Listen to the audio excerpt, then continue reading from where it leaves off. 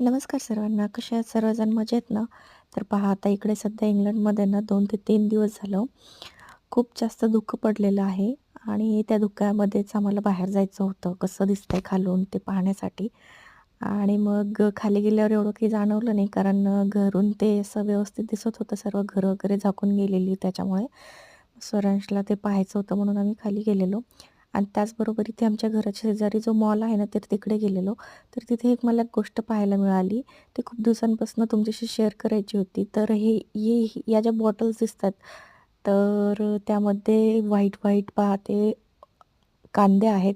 म्हणजे इकडे आपण जसं लोणचं असं आंब्याचं, परत लिंबाचं, मिरचीचं असं लोणचं खातो, तर इकडे हे लोकं या पद्धतीने या पद्धतीने लोणचं वगैरे खातात.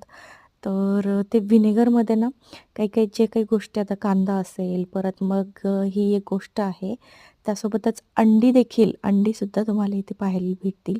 उकडलेली अंडी, त्याच्यावरचा कव्हर काढून अशा प्रकारे व्हिनेगरमध्ये टाकतात आणि त्याचं पिकल म्हणजे त्याचं लोणचं म्हणून ते खायला यूज करतात. तर इथे जवळपास 3 ते 4 प्रकारचे कांद्याचेच मला होते. मग त्याच्यामध्ये काय-काय यूज केलेलं होतं, बऱ्याचशा गोष्टी पण जास्त तर व्हिनेगरमध्येच होतं. तर हा आहे जे बीटरूटचा आपलं जे बीट असतं त्याचं लोणचं बनवलेलं आणि हे स्लॉ म्हणून काहीतरी होतं, पिंक स्लॉ म्हणून. May be he G pink कलरची कोबी भेटते त्याचं आहे ते आणि त्यासोबतच हे पण बीटरूटच्या ज्या स्लाईस आहेत, अशा स्लाईस करून मग त्याच्या ते लोणचं तयार केलेलं आणि इथे कांद्याचे वगैरे होते लोणचं बऱ्यापैकी. तर तिथे जास्त तर कांद्याचेच पाहायला मिळाले मला. पण अंड्याचं कोण खाऊ शकतं अशा प्रकारे. तर यातलं आम्ही एक फक्त कांद्याचं ट्राय केलेलं, कशी चव लागते पाहण्यासाठी. पण त्याच्यामध्ये खूप जास्त व्हिनेगर लागत होतं.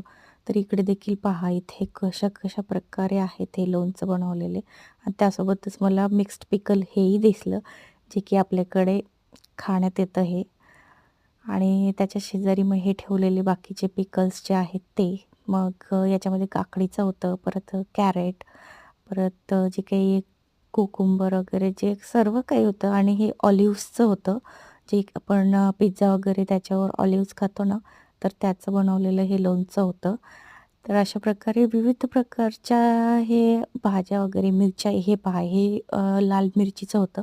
त्यांनी अख्खी मिरची त्यांनी ते व्हिनेगरमध्ये हे केलेली, स्टोअर केलेली आणि त्याच्यामध्ये काही प्रिझर्व्हेटिव्हज वगैरे यूज करून मग त्याच्या प्रकारे ते लोणचं बनवून ते येथील लोकं खातात.